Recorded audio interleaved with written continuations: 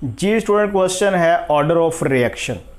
तो आपने याद रखना है, सपोज कर लेते हैं हम ऑर्डर को n से रिप्रेजेंट करते हैं। तो जब रिएक्शन ज़ीरो ऑर्डर होगा, n की वैल्यू ज़ीरो है, तो इसका मतलब क्या है कि ये ज़ीरो ऑर्डर रिएक्शन है। अब याद रखना है कि अगर रिएक्टेंट की कंसंट्रेशन को डबल या ट्रिपल करने से या हाफ करने से रेट ऑफ रिएक्शन के ऊपर कोई इफेक्ट ना हो, तो ऐसा जो रिएक्शन होगा वो क्या होगा, ज़ीरो ऑर्डर होगा। ठीक हो गया। अगर रिएक्टेंट की कंसंट्रेशन को वेरी करने से रेट के ऊपर कोई इफेक्ट नहीं हो रहा, तो ये रिएक्शन क्या होगा, ज़ीरो ऑर्डर होगा। जैसा कि फोटोसिंथेसिस में प्लांट्स के पास कार्बन डाइऑक्साइड भी है, वाटर भी है, लेकिन अगर लाइट नहीं होगी तो रिएक्शन नहीं होगा। रिएक्टेंट्स मौजूद है, लेकिन रिएक्टेंट्स की कंसंट्रेशन पे रेट ऑफ रिएक्शन डिपेंड नहीं कर रहा, ये ज़ीरो ऑर्डर रिएक्शन होंगे। इसी तरह स्टूडेंट, आपने याद रखना है कि अगर रिएक्टेंट की कंसंट्रेशन को डबल करने से रेट ऑफ रिएक्शन भी डबल हो जाए, तो ये रिएक्शन क्या होगा, फर्स्ट ऑर्डर होगा। मसलन आर रिएक्टेंट है, इसकी कंसंट्रेशन में 1 से 2 करता हूं तो रेट भी क्या हो जाता है, डबल हो जाता है, तो ये फर्स्ट ऑर्डर रिएक्शन होगा। अगर हम क्या करें, रिएक्टेंट की कंसंट्रेशन को डबल करने से रेट जो है वो 4 टाइम्स हो जाए, तो ये क्या होगा, ये सेकंड ऑर्डर रिएक्शन होगा। यानी कि अगर हमारे पास R की वैल्यू 1 मोल पर डेसीमीटर क्यूब है, आपने 2 कर दी है, तो 2 का स्क्वायर क्या होगा, 4, तो रेट क्या हो गया, 4 हो गया। ठीक हो गया।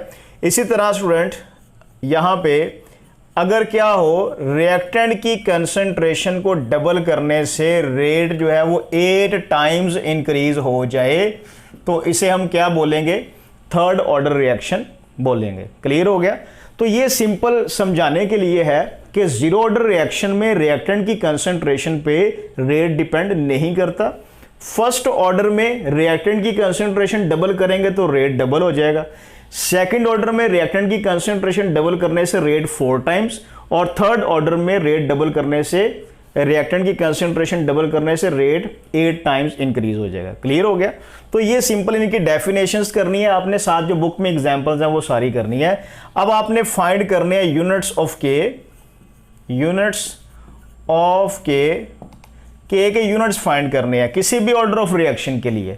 तो यहां पे आपने सिंपल इसका फार्मूला याद रखना है, मोल पर डेसीमीटर क्यूब की पावर है 1 - n पर सेकेंड। ठीक है।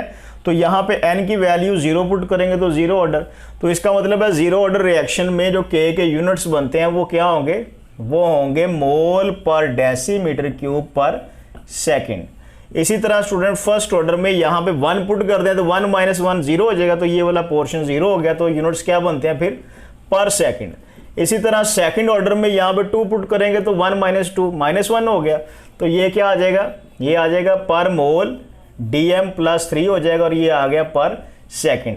और इसी तरह थर्ड ऑर्डर में यहां पे आप 2 पुट करें तो 1 - 3 -2 आ जाएगा, तो ये क्या आ गया, ये आ जाएगा पर मोल स्क्वायर डेसीमीटर क्यूब +6 हो जाएगा, और ये क्या आ गया, 7 पर सेकंड। ओके हो गया स्टूडेंट्स। तो ये आपने याद रखना है, जीरो ऑर्डर की डेफिनेशन, फर्स्ट सेकंड थर्ड की, इनकी एग्जांपल्स, इनके यूनिट्स के, और इसका ये शॉर्टकट वे आपको बता